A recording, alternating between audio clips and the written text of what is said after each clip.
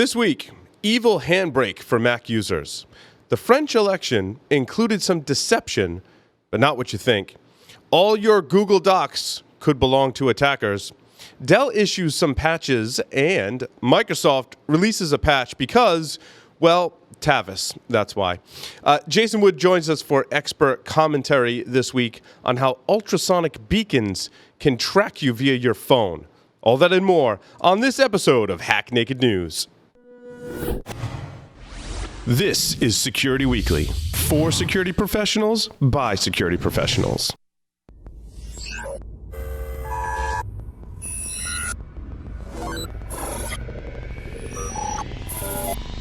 Broadcasting live from G-Unit Studios in Rhode Island, it's the show that brings you the security news each week. And despite popular belief, we do wear pants. It's Hack Naked News.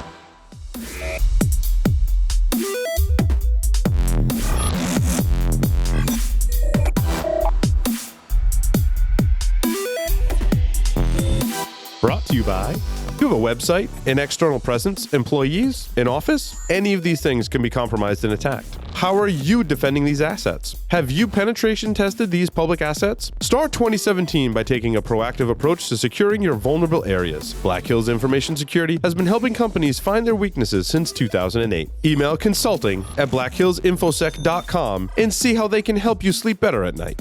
Gain control of cyber risk with Tenable.io, the first vulnerability management platform built for today's elastic assets like cloud, containers, and web apps. Discover a fresh, asset-based approach that prioritizes vulnerabilities while seamlessly integrating into your environment. And improve ROI with the first elastic licensing approach based on assets, not IP addresses. Tenable.io delivers the data and context you need to secure your elastic attack surface. Start your free Tenable.io trial today by visiting Tenable.io. Hello, everyone, and welcome to Hack Naked News for May 9th, 2017. I'm your host, Paul Asadorian, reporting on the security news for this week. But first, an update from our lovely sponsors at itpro.tv, whose courses now include Apple Certified Support Professional, CompTIA Security Plus, and ITIL Planning, Protection, and Optimization. Premium annual memberships include all video content as well as access to virtual labs and Q&A forums. You'd normally pay $85.70 a month or $857 per year, but we've got a special offer for you, our listeners and viewers. For a limited time, get 30% off a monthly membership for the lifetime of your active subscription by visiting itpro.tv/hacknaked and using the discount code HN30. Now for the news. I feel like the entire internet is just broken for me. While there are not that many news stories this week, they are of significance.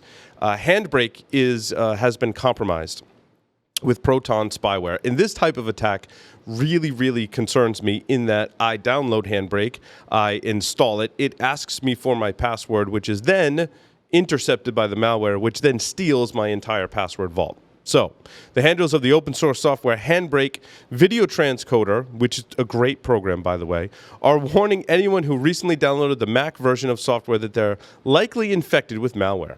HandBrake warned users on Saturday of a compromise of one of its mirror download servers and said anyone who grabbed the software between May 2nd and May 6th could have also downloaded the variant of the OSX.Proton Trojan onto their Mac system. If you fall in that category of having downloaded that software, which is pretty popular, in like an attack that I would have fallen victim to most likely, even though I'm super careful in all of the OPSEC, blah, blah, blah. But I probably would have done that, and like many don't run antivirus on their Mac. So this can be really problematic. You're going to want to. Apple has actually updated the operating system to detect it, as well as many major antivirus vendors. So you're going to want to look into your system if you've downloaded HandBrake between those dates.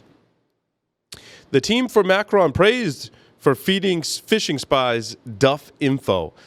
This one is just really cool. The Macron, am I saying that right? It goes to show you how much I pay attention to the actual news, not just security news. We're going with Macron. Campaign reportedly used fake logins and docs to waste hacker resources and frustrate phishing attempts. Although the newly elected French president's campaign is still hacked before the release of emails and other information last Friday, Team Macron's interference tactics have been heralded by at least some security pundits as a smart move. I'll put myself in that category as thinking it's a smart move. I don't know about being a security pundit, maybe, I guess. It's unclear whether or not the Macron campaign used two-factor authentication, which, of course, is a simple and effective defense against login phishing. I somewhat agree with that part, but not really, as many, it's not all-encompassing for two-factor authentication, as we've talked about on the show.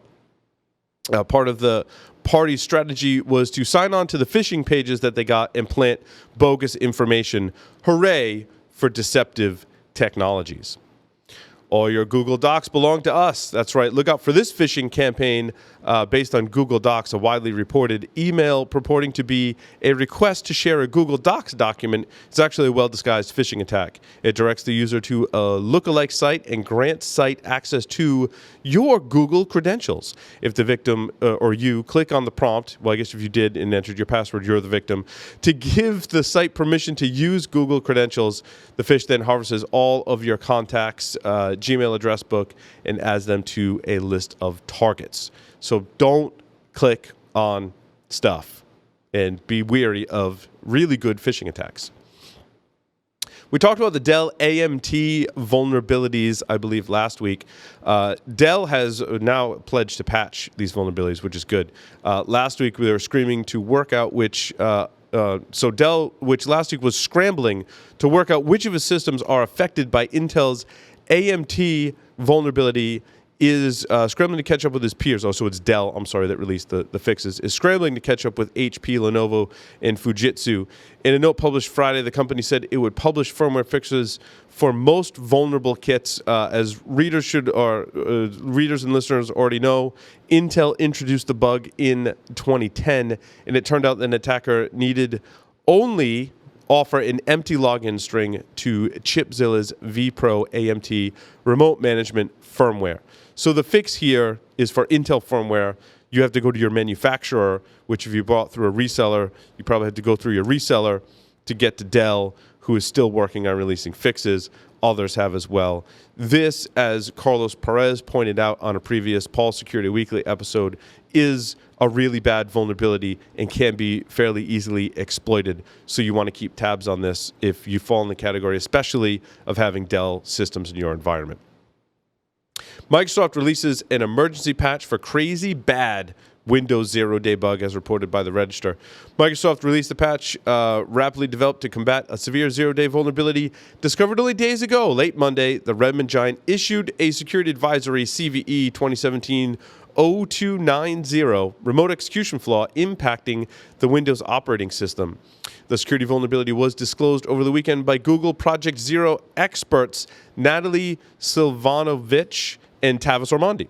The vulnerability allows attackers to remotely execute code if the Microsoft, get the irony here, if the Microsoft malware protection engine scans a specially crafted file. We've often spoke on the Security Weekly Network about how more security tools can introduce more security vulnerabilities. Here is a clear-cut case where software intended to protect your system is actually the conduit for attackers. So make sure you patch your stuff. Up next, expert commentary from Jason Wood at Paladin Security. But first, a word from our sponsors. IT Pro TV, an easy, entertaining approach to online IT training. Access over 2,000 hours of up-to-date, high-quality video content live and on demand for a free 7-day trial and 30% off the lifetime of your account. Visit itpro.tv/hacknaked and use the code HN30. Has your network been breached? Cybereason can help you answer this question. Cybereason products hunt for threats within your network and eliminate them in real time. To Cybereason, real time means within seconds. Founded by former military hackers who don't play by the rules, they've built this experience into their platform. Harness ingenuity and imagination, not just code, to defeat attackers. Cybereason. Disrupt the adversary and let the hunt begin. Welcome back, everyone, to Hack Naked News. And no, I don't speak French, I guess. Jason Wood is here with us. Jason, how you doing? Good, Paul. How's it going? It's going fantastic. Hey, Jason, have you heard of Wild West Hackin' Fest? I have heard of it. It's being put on by Red Team specialists for anybody and everybody interested in information security. I'm assuming that includes you? right, Jason? Generally speaking. You are anybody and everybody, and you are interested in information security. So you should join us on October 27th and 28th for hands-on hardware hacking talks by Dave Kennedy, Deviant, Egypt, Chris Nickerson, Chris Gates, Mike Poor, and Sub T, and more. Check them out online at wildwesthackinfest.com. That's HACKIN fest.com. All righty. Is it Marcone? Did I say that right? Did I say it wrong? I felt like an idiot. Please send me. I deserve hate mail and hate comments for that. Please bring them on. I don't have. It'll make me feel better. You don't know how to pronounce it either. Jason doesn't speak French either. No, not at all. In fact, I'm going to change gears and switch to a little bit of German. So I'm going to butcher a different language. Let's do that. We're talking about how Android phones can track you with ultrasonic frequencies. Is that the headline that I read correctly? That is it. So this caught my attention because as I was looking through my RSS feed, I found some rather alarming titles of some articles written on ThreatPost and Ars Technica, and things like ultrasonic beacons are tracking your every move and things like that. What it comes down to is actually this was written as a academic paper by 4 students at, and this is where I'm going to screw things up, the Technical University, something like that. I'm going to just translate to English, I guess, and say Technical University in Braunschweig, in Brunswick, Germany. They got curious as to there were some reports, in particular, of a technology released or filed for patent, rather, by a company named Silverpush, to listen for ultrasonic beacons and to turn around and use that information from your mobile device to target individuals with advertising and gather information about their habits for maybe even watching TV, things like that. So nobody really likes the idea of being spied on, but instead of now listening for, to what we're saying and things we would normally hear, they're spying on things that we can't hear. The research that these students did focused in on 3 different applications. One's called Listener, Silverpush, and Shopkick was the other one. So these are, Jason, these are apps on your phone that are listening for signals around you to then collect information about you. Is that correct?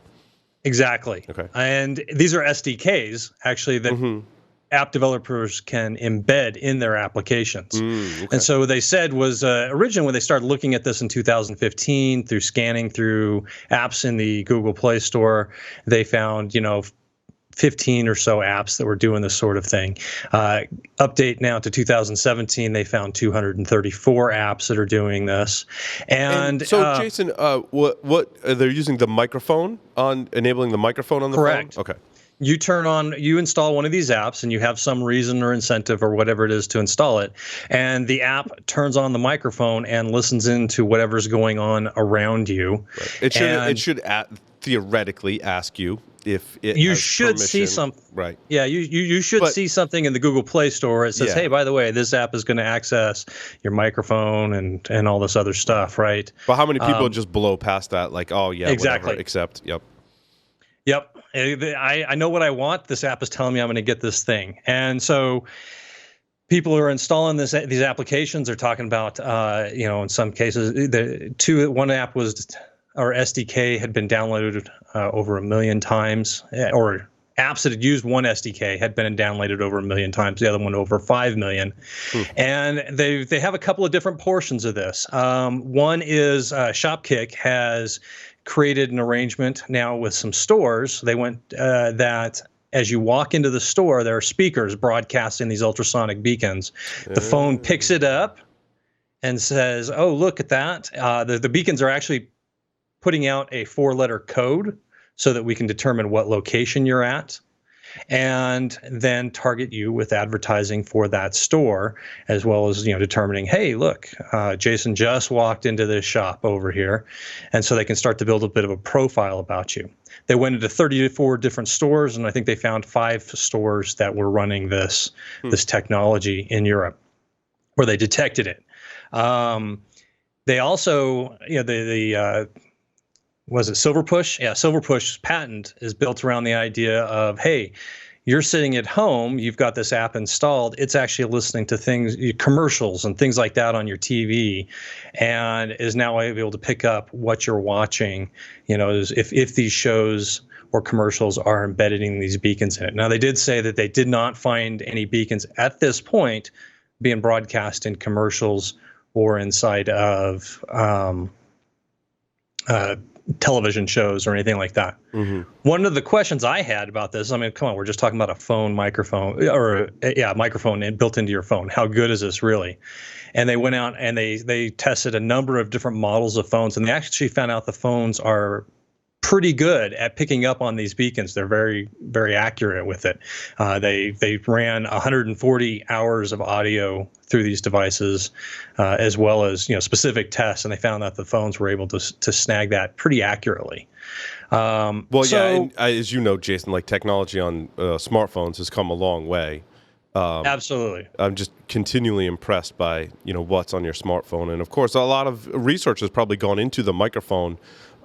Doing podcasting for 12 years, researched some audio gear. I'm by no means an expert, but we've seen technology get much better, and I can imagine that cell phone manufacturers have put a lot of R&D into making your microphone better on your phone, because you want people to hear each other, obviously.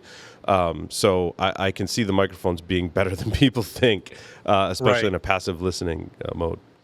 Particularly since these microphones, these devices too, they aren't just being used as phones. I mean, I know of people who are using their phones to record webinars and classes and things like that, which I wouldn't do myself, but it works for them. Yeah, and they sound pretty decent. So, well, in live streaming too, right? You just Facebook live stream and it's using your microphone. So, yeah. So it was really an interesting read. The paper is titled "Privacy Threats Through Ultrasonic Side Channels on Mobile Devices." I've got the link here in the show notes for folks to check out. But I look at this as something that it's happening. They found it in over a few hundred apps, 230, 400 apps, I think they said. They found it in stores that they just walked into in Europe and we're checking out. And, so this could be some previews of coming attractions as to how we're going to be tracked and how companies can target us for advertising. So we can look forward to not just geofencing and GPS tracking and stuff like that, but now actually predicting where we're at based on these beacons that are popping up in different areas. So, and it's interesting. A lot of potential uses for surveillance here. Yeah, and I find it interesting. I think a great audit to do on your phone is to see which applications have access to the microphone. Off the top of my head, I don't know that there's a default way to do that in Android. I also don't know of an app off of the top of my head, but I'm sure I will Google search that, and our listeners and viewers will as well, to figure out how to do that. Jason, do you know of an Android app that can do that? I want to say I've talked about it before, but... Yeah, I don't know of anything to go through and do an inventory of it. It would be interesting to have that kind of capability, though, to, hey, give me an audit of what apps are using what on my device. Right. Instead of going through one by one, which I don't know about you, but my phone's loaded up with stuff. Yeah. Yeah, exactly. Well, I spent all day there. Don't search the Google Play Store, right? Because you just downloaded a random app, you may be introducing more problems. So yeah, I'm going to research that and report back, because I think that's an interesting tidbit. Probably something we'll also cover on other shows on the Security Weekly Network. So that's really scary. I was, when I first read it, I was like, well, most people have location services turned on, but this goes to a much deeper level of privacy invasion. Yeah, and they talked about one thing that was interesting, and I'm not sure how much I get into it yet, but they proposed the idea of unmasking people who are using steps to hide who they are, using Tor and whatnot, because of being able to pick up some of the information that somehow identifies them. They were talking about Bitcoin, identification and taking that back to a user. Definitely. Pretty interesting, kind of concerning, the idea that, hey, here's potentially a way to defeat some of the ways that we try and hide who we are when we're online. Absolutely.